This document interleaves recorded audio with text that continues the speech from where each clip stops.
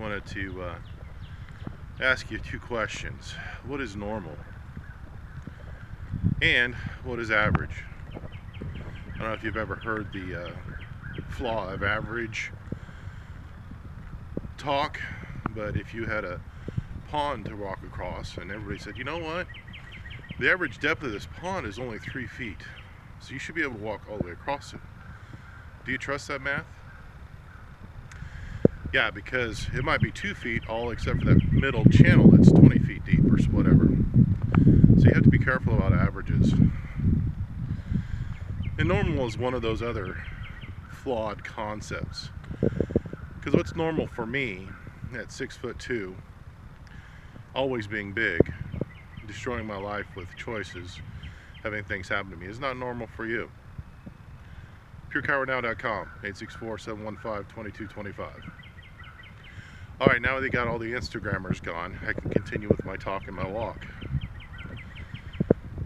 So a lot of the stats that we use to determine whether we're normal or healthy are averages.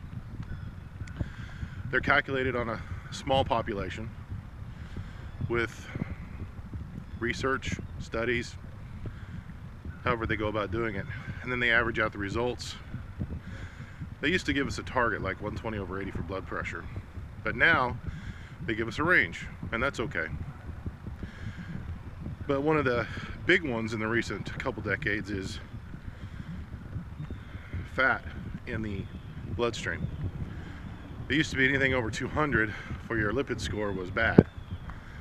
Then they found out, hey, actually there's stuff in that lipid profile that's good for you. So it's not just the number, it's the ratio. And then they do all kinds of other stuff, and that's not chiropractic, but we have to be careful about averages and normals. Here's one thing you can say with absolute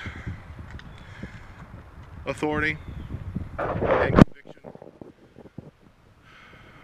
that the body is normal without subluxation. It's not normal if there is subluxation.